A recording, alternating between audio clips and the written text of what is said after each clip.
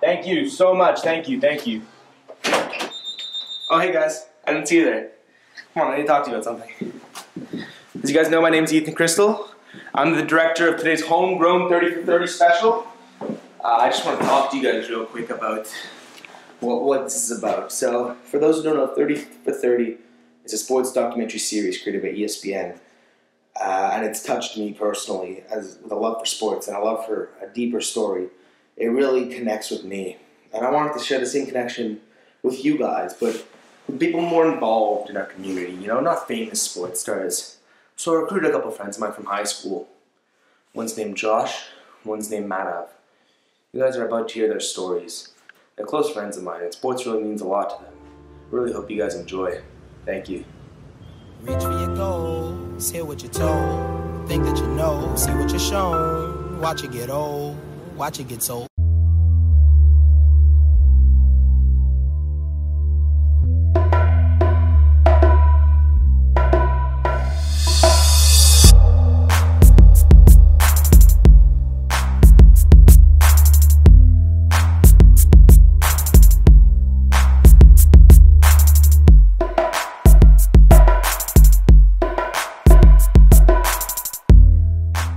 Thanks for coming, man. No problem, man. Why don't you introduce yourself? My name is Josh Cohen. I'm a 19-year-old student at Dawson College, and I love everything about basketball.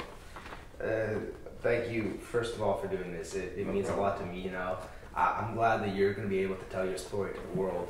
I'd like to see how much basketball means to you. When did you first discover your admiration for basketball? When I was about 14, I played hockey my whole life up until I turned 14, and I just never really liked it that much. And then my dad put me into basketball because he was a big basketball fan, and I just fell in love with it immediately, like the second I started playing. Yeah, you said your dad played in college or something? Yeah, he was an amazing player, phenomenal. Awesome, man. But out of all sports, why basketball? Was it just your dad's influence, or?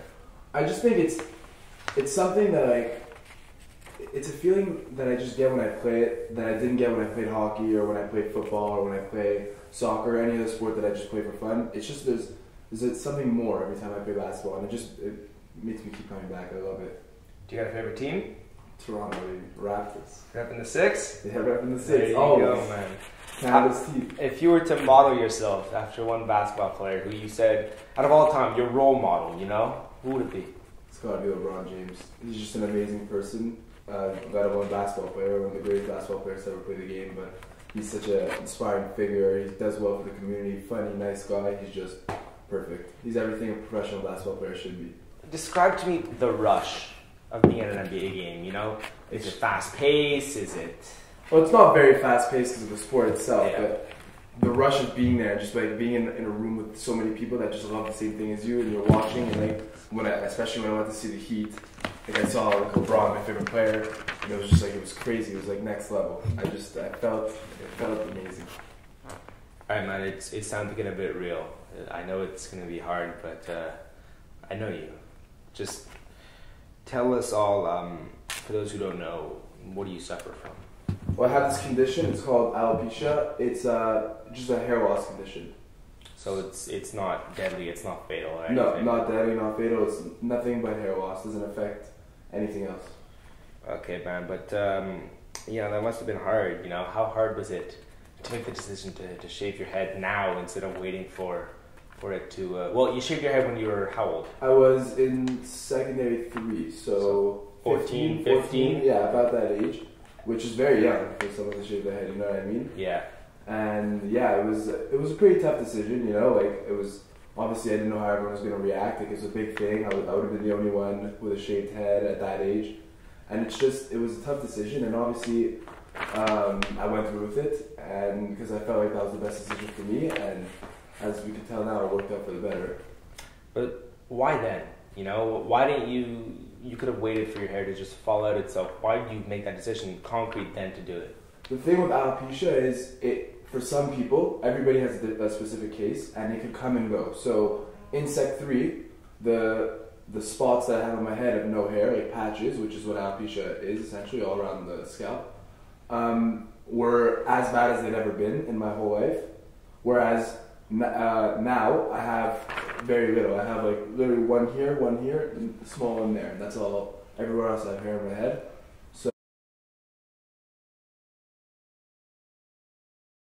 So that's that was the main factor. It was as bad as it gets, and it was as bad as it had ever been in my life. And I thought, okay, like, yeah, it's not really that big of a deal. Like, I'll do it, and hopefully my friends will still like me, obviously. And then, yeah, that's what happened. Must have been tough. It was nerve-wracking before, but in the beginning, like, I was like tripping out a bit. I was like, it was kind of hard to adjust to. But then after time, like, I had like all my friends. No one really cared at the end of the day. It was in the beginning. It was really tough, but then towards the end, just everyone just went with it, and it wasn't really a big deal. You know, I'm sure you remember in Sec 2, you and Matt were on the same basketball team. Don't remind me. Unfortunately, I wasn't technically on the basketball team, but I was there with you guys for most of all the games actually. How does it feel to be out on my court, to be doing the thing you love? It's the best. I love it. It's so fun. When you get a good game going and everyone's into it and everyone's serious, it's the best time. Do you ever see yourself wanting to play basketball professionally? That dream is long gone. Your performance on the court, you know, it's never been affected by what you have, and that's completely understood. But I mean, considering everything else that's out there, how people play with injuries, people play with diseases out there, you know, would you consider yourself maybe blessed? Yeah, to have something a little mild, you know. Exactly, that's what it is, and maybe not necessarily. Well, yes, blessed in the sense that people have worse diseases than me, but I'm also very blessed with the condition that I have, considering it could be significantly worse than it is. You know, like there's a player in the NBA that has it, Charlie Villanueva. Yeah, he used to play for the Raptors. Yeah, that was a long time ago. Yeah, he has no hair, no eyebrows, no body hair. He has nothing, and that's pretty much as bad as it gets, alopecia. And I'm like in a significantly better position regarding my alopecia than he is. Now, how is dealing with? I mean, it's not anything bad, thank God. You know, I would personally hate to lose a friend. But how does dealing with this help you grow as a person? It just made me. I think it just made me stronger as a person, just because of how the decisions I made, like shaving my head, which was a big decision at a young age. You know. So when I was 15 and I was thinking about making big time decisions regarding myself, my body, my future, it was just tough, and like you just learn from experiences like that, you know. Like I learned that, like, okay, things take some getting used to and whatever it is, but at the end of the day, like my friends are still my friends, my family's still my family, and like it's just stuff you learn. They don't really care necessarily about my hair or whatever. They just care about me as a person, and that's to say I'm blessed, like you were saying before.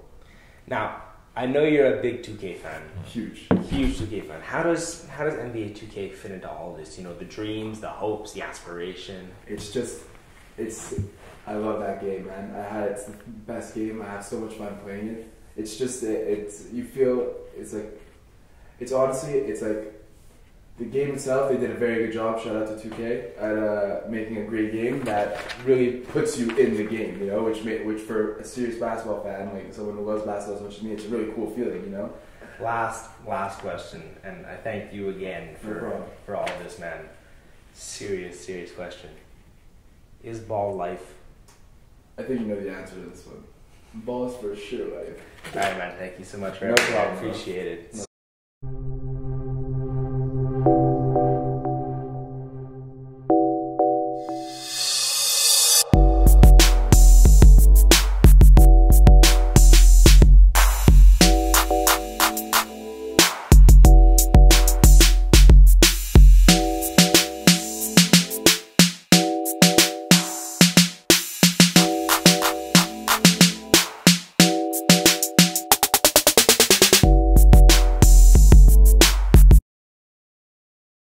Okay. Ethan, thank you for coming. I No really problem. appreciate this, man. I just wanted to ask real quick, when did you discover your admiration for soccer? Because I know you're a huge soccer fan. To be completely honest, I have no idea when I discovered it. It's just a sport that my parents put me into when I was 4 years old. I was the youngest guy on the team because everyone else was 5 years old. And then growing up, I just kept playing summer after summer, and it became something I looked forward to. I never really knew when that point came, but it's just, I always look forward to playing every summer, and I knew I always had fun playing, and that's why I would always go back. How much does soccer in itself, the whole global aspect of it, how much does that mean to you, you know? It means everything Why to me. did you choose soccer? Well, one of the big reasons is that there's so many things in this world where people have disagreements and such like that. And I find soccer is one of the global sports. It's a sport that is most played in the world. Almost every country has a soccer team. And it's just almost something that, a sport that can bring everyone together. There's something honestly beautiful about that. It's so much fun to play. And I feel like it's the same for everyone. When they play soccer, it's just like everything goes away in a sense. And for some other people, it might not be soccer. It might be a different sport. But for me, when I play soccer, I don't think about anything other than how to get the ball into the net or how to get someone else on my team to score or just to get the win. What's your favorite team? My favorite team is Barcelona. Now, I hear you talking about you watching them, watching them on TV. You've seen a game live before. How great of an experience was that? It was the best experience of my life. I'll never forget. My dad was driving me to school one morning and he received a call from the sponsor of the team, Qatar Airways, and because his car had Bluetooth, the guy asked my dad if he'd like to send myself and my father to a game. And that moment to me, I was just like, I hit my dad on the arm and I was like, say yes, and it was such a good feeling. I can't believe it actually even happened. And then a month later, we actually went to the game. We flew to Barcelona for 2 days. And when I walked down the tunnel to see where my seats were and I saw the whole stadium open up in front of me, words honestly cannot explain that moment I had. And then just to sit down and experience the game of watching Barcelona play my least favorite team, Real Madrid, it was just amazing. And seeing them get the win, everything about it felt incredible. Now, we're going to shift from your greatest soccer experience to probably your worst soccer experience. Tell us about the injury you suffered when you broke your tibia. Yeah, so the winter break of Sec 5, I actually broke my tibia. And it was, I would say, one of the harder moments of my life because you always play these games and you see other people getting injured and you never think that could be you. You never think that I'd be the person who has to deal with months and months of physiotherapy and having to get back into the game. You always feel like when you're on the field, you're almost indestructible in a sense. And it's a real grounding feeling when something actually happens that stops you from doing what you love so much. How did it happen? Yeah, so it was actually not even a real game. It was actually during the tryouts for the team. We were playing I played for Lakeshore A and we were playing against the AA team. So I was just bringing up the ball and then this guy went in for a tackle, and while going in for the ball, he also made contact with my knee with his cleats. And right after that happened, I fell on the ground and I knew I couldn't get up. And that's when I knew it was serious. I just stayed on the floor and I didn't have a big reaction to it. So no one really thought it was something serious, but I knew it was bad. So I just stayed there the whole time and I was hoping it wouldn't be too bad, But it happened in a weird way. It happened really quickly. Did you ever think that this is like an injury? There's some injuries where you never fully recover. Did you fully 100% recover from this injury? Yeah, it just took a bit longer than I expected. So how long did it take? It took all in all 6 months, which they normally say 5 to 6 months is the recovery time. Back now, I never really thought that I wouldn't come back 100%. I knew obviously it was more going to be a mental factor than an actual physical factor because they told me my knee would come back stronger. But there's always a mental thing where when you're playing that it can affect your playing style because you don't want the same thing to happen again. Dealing with this injury, you said it was 6 months. You were on the shelf, couldn't walk for 2, physio for 4. How hard did life become? It wasn't fun for a small part, just because you come home in a wheelchair for the beginning part, and then you have to just lie down on your bed, and it became a routine. Come home, lie down on the bed, come home, lie down on the bed, because you couldn't do anything else. You couldn't really walk around anywhere, you couldn't really go to friends' houses either, because it's hard to move around, Of course. So it really created a way where you had to isolate yourself. But all I'm thankful for is the people that, in the process, they were always there to make sure I didn't feel isolated. They wanted to make sure I felt like everyone was there to help me and to make the experience not feel so hard.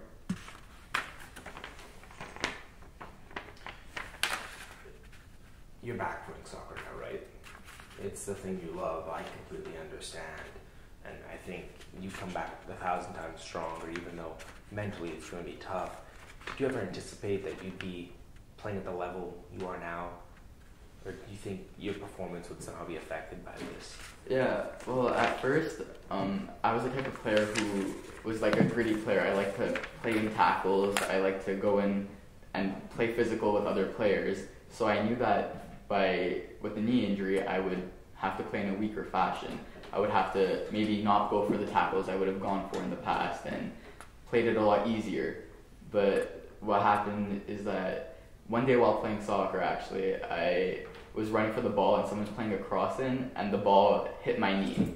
And that was one of the things I was scared of happening, that a ball would make contact with my knee. But then when it happened, it felt like nothing. And I felt it was all good again. And for me, that took such a mental strain off, and I was able to come back and know that my knee is stronger now, and all the mental strains went away at that moment, and it felt amazing. Listen, I'm not going to take up any more of your time. It's really one more question. Do you forgive the guy for his tackle? Yeah, I've never been the biggest fan of saying I forgive you, because I feel like those words, in a sense, they have no meaning to them anymore. Things like thank you or things like I forgive you, they almost lose their meaning in a sense, because we say them so often and we don't really realize what we're saying. However, if I were to meet this guy and he came up to me, I would have told him that I've moved on and that it doesn't carry a mental strain to me anymore. It's not something I think about every day. And in a sense, that I guess that does mean I forgive him, because I feel like when you don't forgive someone, it's something you think about every day and it causes pain within yourself and it doesn't help anyone. So I don't think about it anymore, and I think that's the most important part. I think you moved on. You're ready to continue your life as a soccer player. Exactly. All right. Thank you so much. I just be tweaking, no, and dream the unthinkable, and praying they make them true, hoping they do come soon, and then I'm gonna make my move, but still I'm not bulletproof. We could all sing the blues, we could all hear the news, but I ain't come here to lose, and I will not be removed. Reach for your goals, hear what you're told, think that you know, see what you're shown, watch it get old, watch it get told, teach what you learn, speak what you heard, hear what you told, nothing but words, watch it get old. It only gets old. Good? Yeah. Okay. So there was the thing started playing.